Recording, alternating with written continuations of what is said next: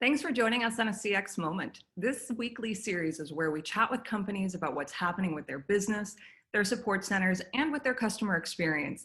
If you want to catch up on any of our previous episodes, check out our Zendesk YouTube channel and you'll find our conversations with Slack, The Groomsman Suit, Box, and Upwork. I'm Sarah Reed from Zendesk, and today I'm so excited to have two leaders with us from Freshly, the chef-prepared meal delivery service. Dan is Senior Director of Global Operations, and Jashana is the leader of their training organization. If you've joined us before, you know this 30 minutes is going to fly by. So ask your questions in the Q&A and we'll do our best to answer them all.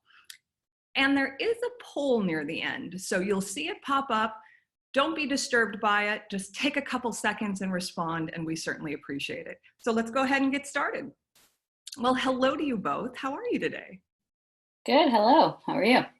Good. All right. So I want to set the stage for a second. For people who may not know, am I correct that your support organization is spread across 3 countries? You're in the US, you're in the Philippines, and you're in South Africa? Yeah, and actually, just before this whole pandemic thing really took over, I actually went to South Africa right at the beginning of February, so it was kind of crazy to do that. But yeah, and then previous to that, I was in the Philippines. But yeah, and then of course we've got our team in Arizona. And is that where you two are both located in Arizona, correct? Yeah. Yep. And how long have you had this distributed workforce? We started with the Philippines in January of last year, so we've had them for just a little bit over a year now. It's been an awesome partnership with those guys. And we started with South Africa in, I think, the beginning of October. Yeah. Jashana, is that right? October? Yeah. Mm-hmm. And so those are very, very different cultures, and certainly a very different culture from Arizona. How has this all been working out for you guys? I will say one of the biggest things that we get from the guys in the Philippines is that they're just generally happy about life, right? I mean, just in general. And we see that come through because we do weekly surveys with the guys just to kind of get a feel for what their engagement level is and how much they actually like what they're doing and how much they like the team and all that kind of stuff like that. And they always just rate way off the charts in terms of their engagement scores. And conversely, South Africa has always had a little bit lower score, right? So our Philippine score is really, really high. Arizona's right in the middle, and then South Africa's just a little bit underneath it.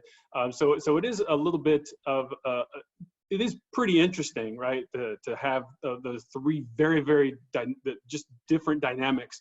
But I think that one of the things that we do well is getting them all engaged, right? We do different things or we have different meetings. We do different things with each of them. We have some different games and things that we play with all of them to just try to get them engaged. And so slowly but surely that engagement score in South Africa has been climbing. But yeah, that's been probably the toughest challenge so far. I really want to commend you for doing that survey every week. How is that distributed? So we use an application that's called Pecan. And so it has a Slack notification that goes out, I think a couple of different times a week, but it's usually, it is done through email, right? So it's something that they see in their emails, and every Thursday, I think a new Pecan survey comes out. They go through and they tell us all of the things that they're thinking about, but it's got a set list of questions that it rotates to different people, right? So not all the people are seeing the same question every time. Yeah. I really like that idea. And Jashana, you run training across the globe. And by the way, you're our first leader of training to be on this broadcast. Oh. So I expect you're going to get a ton of questions from people. But how do you take the questions you get, or I should say the responses you get from those weekly surveys? How do you incorporate those into either the messages that go back out to the team or training materials? So with the training materials, with doing the outsourcing, it was definitely a brand new experience for me. Luckily, I have Dan, who has done outsourced training in his previous jobs, so he was able to kind of lead me in the right direction. And it's been really interesting.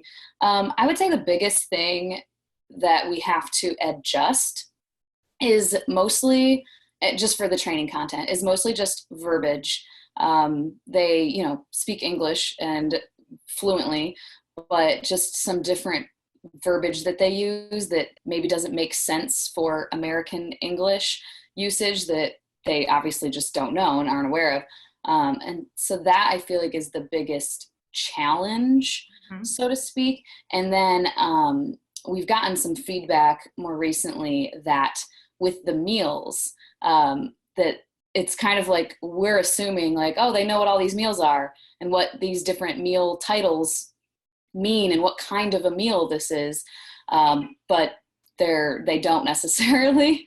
That is such a really good point, that just because we take for granted that we know, in the United States, that we understand what all the meals are, we understand what all the processes and the policies, and maybe even the payment systems, right? Those are things that are very new for some additional, for other countries and cultures.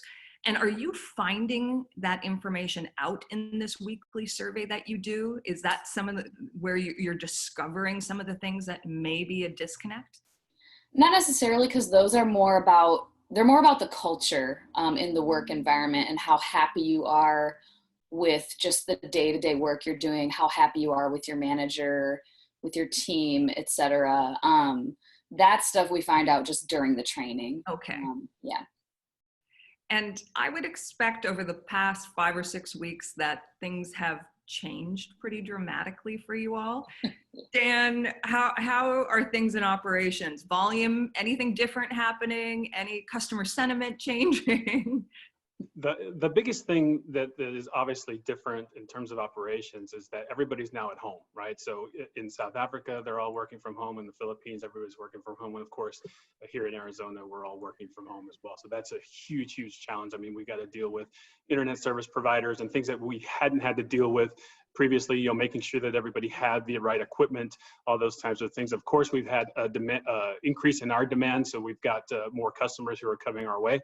And I mean, yeah, they are a little bit more sensitive to some of the things or some of the fluctuations, or if we have issues, right? Those things are all a little bit bigger of a deal than they were previously, because most people just have a little bit more time now to sit around and think about, hey, you know what? I didn't get my meals. I'm kind of hungry. I would really like to have some of those. And so, yeah, they come to us probably a little bit more emotionally charged than they were before. But I think that, on some level, we are definitely equipped to make sure that we're setting the right expectations for our customers in those regards. And Jashana's team's done a fantastic job of getting out some messages and some talking points and things like that for our guys to make sure that they're not just floundering out there when it comes to talking to somebody who may be just a little bit more upset because, they're not going to get their meal delivery this week. Let's keep going on that talking and communication part. Brandon is interested in knowing how your communication style, whether it be internally or externally, has had to change since the disruption began. Internally, our communication style has had to change because we haven't been able to have the big meetings that we used to have, right, where we could like drag people into conference rooms and those types of things like that. So we've had to move everything to a virtual types of communication, and we want people to be engaged. And I think that that presents its own challenges, right? When you've got kids running around or dogs or whatever. And so, it is just a matter of how we are going to deliver those messages in a more engaging type way, in a creative type way, right? Because it doesn't take long for you to get distracted by your TV or something to that effect. And when we start talking about, engaging our customers externally, it is more of just a empathetic and a sympathetic type tone that we've really tried to employ to make sure that our customers know that, hey, we're in this with you as well, but we want you to understand that we know that we have this service that you rely on, and we are going to do our best to make sure that we can deliver every single week like you expect us to. Jashana, how do you train for that empathy? I would expect that you've always had an empathetic approach, but as Dan just talked about, emotions are a little higher right now. And so what do you do with that? Yeah, we've definitely always had a huge focus on empathy. We've always trained people that, we're dealing with food, and no matter what, there's some emotional attachment to food. And even prior to this, I mean, we'll have some customers that maybe it's a middle-aged woman ordering meals for her elderly father in another state who has no one to help him. If his meals don't arrive, she's very upset. And now even more so with things like that. So yeah, we always just have trained for that. We do a lot of mock communications. We do a lot of showing them examples of, here's a previous chat someone had that is amazing with the tone and the empathy. The tone of voice is just something we really drive home to them, because we can teach them the policies, the procedures, all of that, just by repeating it to them and making sure they have the information and the resources. But there's not really like a resource of the tone of voice that you can like teach someone other than just examples. So yeah, we do a lot of that, like the mock stuff. And we just recently kind of retrained on it and just kind of clarified a little bit more with all of this stuff going on. And I would expect that training in general has had to change pretty dramatically, since you can't pull everyone into a classroom like you used to. So how are you training new classes, or how are you training on new skills or products? Yeah, we were very, it was kind of good timing that just last fall, and it officially started being used in December, January, started using Lessonly.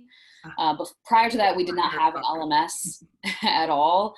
And it was all just Google Docs and Google presentations and very manual. And so Lessonly obviously makes it easier for it to be virtual, people to just go through it. And we saw a lot of success with the first couple of classes that were using Lessonly in the classroom. But then this last class had to all be remote. And I mean, my trainer in the Philippines, that's where this class was. He's amazing, and he did a really great job. And he just had a Google Meet up all day with all of there were 22 to start, right, Dan? 22. And just had all of them on the Google Meet all day, making sure they're all sharing their screen and the gallery view and all that, or showing their camera. And yeah, he just went through, and every now and then he would just talk to them and kind of give them a presentation after they did a lesson.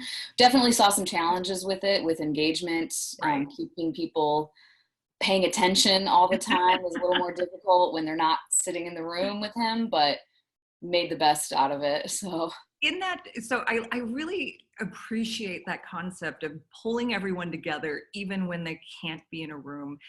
And did your trainer, was he also using some tactics like icebreakers, or opportunities to just mix up the content or get people up and moving? What did he do with that? I know that at the beginning of every day they did, like, he took about maybe 10-15 minutes just to hang out and chit chat. And we've always had Slack, because I mean, we've been disconnected ourselves in Arizona, my training team here. And so we've always had group Slack channels for each training class. They're all in there, and we try to keep it fun in there. I mean, it's helpful, and we're using it to tell them useful information, but we also every now and then just pop in and say, hey, and we would pop into the Google Meet, myself, my supervisor, my other trainer here. We would just pop in and say, hey, and just, check in on them and see how they're doing. They'd always get like really excited to see like an appearance from us. So yeah. Dan, are you also incorporating any other tools? Jashana mentioned Lessonly. Obviously, you all use Zendesk. Are there any AI tools that you're utilizing to perhaps aid customers, or even with your support team?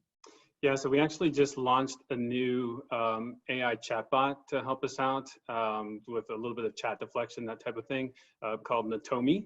and it sits on the front end, right? So our customers come in and they interact with the chatbot first, and if the chatbot doesn't or isn't able to answer their specific request, then they have the opportunity to actually escalate to an agent. But we see that we get some percentage of deflection. Somewhere around like 2,200 or so chats are being deflected each week, which is a pretty significant portion that we aren't necessarily having to answer. I mean, if they do escalate, then obviously we'll assist with that. But yeah, I mean, that's a huge savings for us, especially for some of those routine kind of questions that customers, maybe they just didn't know how to ask the right question, or maybe they just didn't take the time to search for an extra second, right? So it really helps in that regard.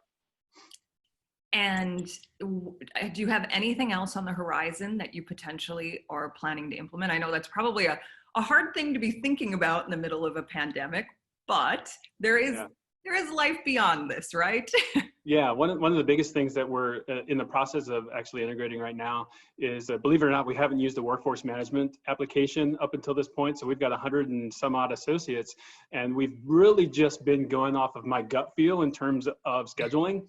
And I will say that while I may have a strong gut, it's not always the smartest gut. And so we've missed on some different coverage and that type of thing like that. So we have that scheduled to be implemented within the next couple of weeks. So yeah. Well, that's going to be a game changer for you. Absolutely. And I'm not sure if I'm impressed or horrified that you have been doing workforce management without a proper tool in place. But that actually leads me to an interesting question that Josh, one of our audience members, has asked. In that, what do you suggest for smaller startup companies that are now having this big spike in volume? Is there any, they may not have the ability to add in all these new tools and pieces of technology. Do you have a couple pieces of advice?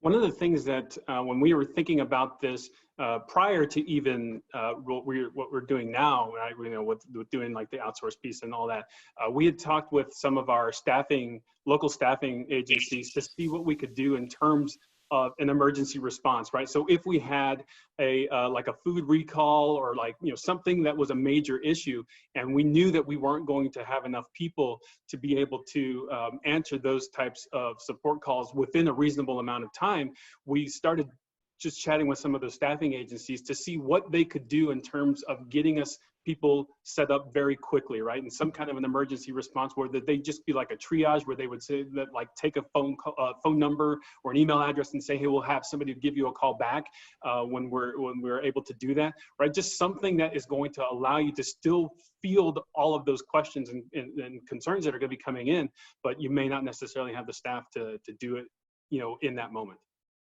I like that. Jashana, do you have any advice?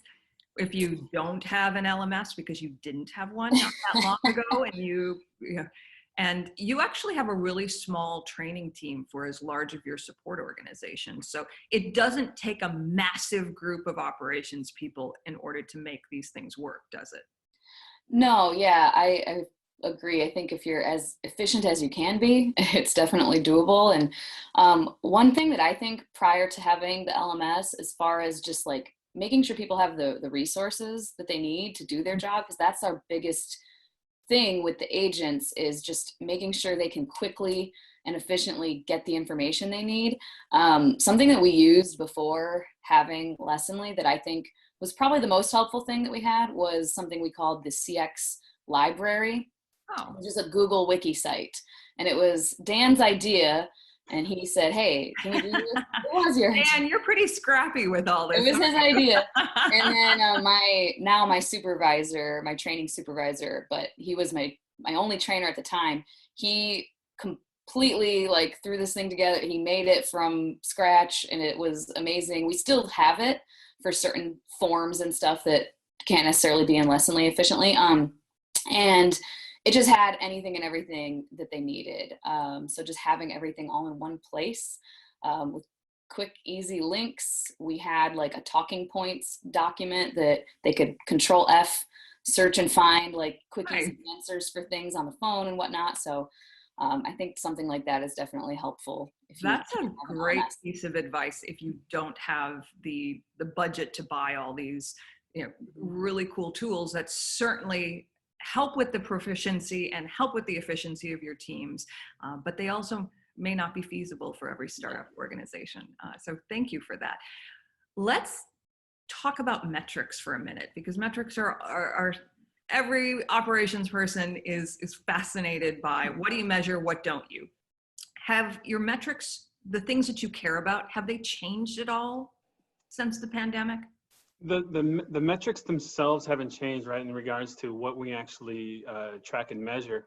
I will say that because we have seen some spikes in contact volume at certain points throughout the day, which is, there's one spike that happens earlier in the day that is what I was kind of saying, where I've missed on some of the coverage that we just didn't expect, right? It's happening earlier in the day, as people are on the East Coast specifically, or maybe they're just finishing up their lunch and then they're like, hey, you know what about for next week, right? And those are some of those spikes that we weren't necessarily too prepared for. But they haven't changed in what we measure, but our metrics have definitely taken a bit of a hit, right? We have some extended chat times, or chat holds, and a little bit longer of some phone queue times, and a little bit higher abandon rates, right? All of those types of things as people are trying to get more in touch with us. But we're doing the best we can, to try to get some more staffing, because it is hard, especially now, to try to find 20, 30 people to put into a training class. But it's something that we have to do to continue to meet this demand that we've got. There's an interesting question that came in from Kevin, and he's asking, are there any tools or Zendesk features that you wish you had implemented sooner? One of the tools that we use in conjunction with Zendesk is the round robin. And I think that for a long time we struggled with how we were going to make sure that we were equally distributing work to people, right? And then people would go in and they would cherry pick and all that kind of stuff. All the things that you don't want to have happen, but it just always does happen because the path of least resistance, right? So that was something that we implemented very to help in that regard. I can't think of anything else that is that customer profile one, but I think that was a feasibility with our engineering team. Okay. Yeah. So it was something you wanted, but just couldn't quite get it implemented. Yes, and now we have it, and I love it. So Jashana, how do you handle the best practices and knowledge capture that your agents are getting? I'm sure they have lots of suggestions. Where are you putting that? And how do you keep track of all the things that your agents want either implemented into the knowledge base or put out on the website or in an FAQ? How do you capture all that? With Lessonly, we use the Ask the Expert feature that they have. And I set it up so when someone does an Ask the Expert, it goes to email automatically. And we have like a fake email set up of Lessonly Expert. And then with Slack, there's an integration where that email gets forwarded to a Slack channel where all my trainers are. So every time someone pops in saying, hey, is this right? Or maybe we should add this, or blah, blah, whatever it might be. It comes into that Slack channel and one of us says, got it. And then we'll address it. Sometimes it's things that we're like, we just need to kind of course correct someone, like, oh no, it's over here, or we already have that. But sometimes it's helpful suggestions and we reach out and we just Slack them directly and tell them thank you and make the edits live if we need to. So that means then that your agents stay on Slack after training. Oh yeah. Slack is used all day, every day. We have all the channels, and I make myself as available as possible. I think pretty available. People are slacking me all the live long day. I'm in all the channels talking to people because I want them to feel like because sometimes people will just directly Slack me and say, hey, I think this needs to be updated in the content that we have. Well, if you didn't get a chance to listen to Allie from Slack last week on a CX Moment, go back and listen to it because she actually gave some really helpful advice of how to make Slack a little bit more efficient and to fight the Slack fatigue that many of us are also undergoing right now. So really good advice in there. Let's see, we have a couple more questions, and in the interest of time, I want to make sure I'm grabbing I really like this one. This one comes in from Kate, and it says, have you considered how your customer retention efforts will look after the pandemic begins to ease and personal routines, change again? Maybe when people go back into an office and they get fed, or maybe they're traveling and don't need at-home food as often. How is that? That's a really, really awesome question. And actually, one of the things that we are in the process of doing right now is we are looking to do more of a business-to-business type of engagement as opposed to business to consumer, right? So it is definitely something that we are thinking of. We're starting to get some traction with a bunch of assisted living places. There are some other very large companies that are looking to potentially get involved with freshness. So yeah, it's absolutely something that has been on the front of our mind as this thing starts to kind of go away, hopefully. That is, I appreciate that you're taking not advantage of the situation, but you're looking at the opportunities that exist once the pandemic eases a bit. So congratulations for that. I really look forward to seeing how that transpires. Another question for you, Jashana. We've talked a lot about the knowledge base, and the question here from Ben is, can trainers edit their answers in real time for other agents to see and then use? Or does it go through a process where things have to be vetted and worked through? One of the joys, I feel like, of the startup is there's not a lot of bureaucracy involved. You're still pretty agile, is what you're saying. Yeah, exactly. And especially just within our team, Dan and Colin, the big boss, have definitely, I feel, hopefully, trusted me to kind of make those decisions. And yeah, we change things on the fly immediately if they need to be updated, and we just publish it right away and it gets updated.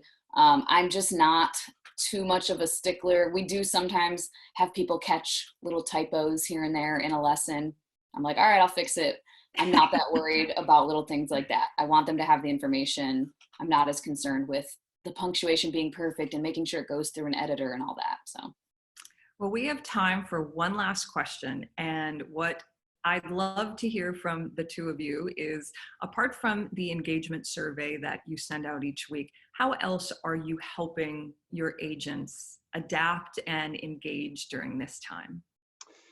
Yeah, so we have this whole list of different things that we came up with to do some remote engagements. One of the things one of the main things is we start each day with pre-game huddle, we do halftime huddles, and then we do post-game huddles, right? So each day they kind of start with a daily shift memo. They talk about the things that might be important for that day. As they go through the day, then they have their little halftime huddle where they start talking about some of the things that have happened, what kinds of calls they're getting. And then at the end of the day, they basically wrap it up and talk about what some of the major wins were, what we could do better for tomorrow.